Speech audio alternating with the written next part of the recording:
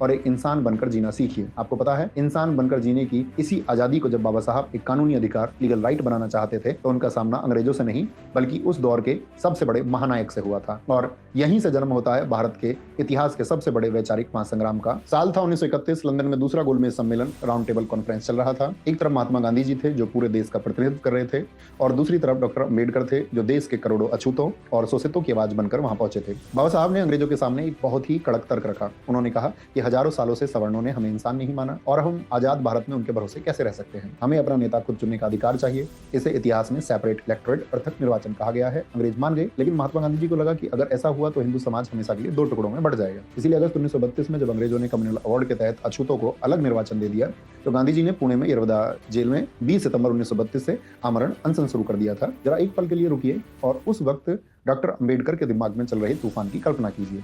एक तरफ वो महात्मा गांधी थे जिन्हें पूरा देश भगवान की तरह पूजता था। आमरण अनशन की वजह से गांधी जी की जान जा रही थी। अगर गांधी जी को कुछ हो जाता तो पूरे देश में करोड़ों शोषितों और दलितों का कत्लेआम हो जाता, उन्हें जिंदा जला दिया जाता। और दूसरी तरफ बाबा साहब के अपने लोगों के हक की वो लड़ाई थी जिसे वो सदियों बाद जीतने वाले थे। यह एक ऐसे विद्वान की धर्म संकट की घड़ी थी जिसे अपने सिद्धांतों और मानवता के बीच किसी एक को चुनना था।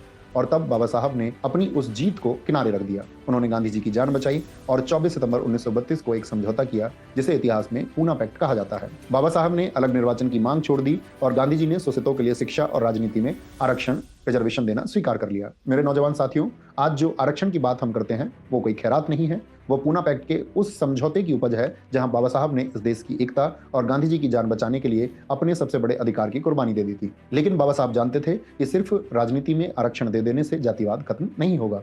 कानून सिर्फ नियम बना सकता है, लोगों के दिल नहीं बदल सकता। इसीलिए 1936 में जब उन्होंने अपनी सबसे क्रांतिकारी किताब लिखी, एनाहिलेशन ऑफ कास्ट, जाति का विनाश, तो उन्होंने उसमें साफ लिखा, जब तक अलग अलग जातियों के लोग एक साथ बैठकर खाना नहीं खाएंगे और जब तक अलग अलग जातियों में आपस में शादियां नहीं होंगी, इंटरकास्ट मैरिजेस, तब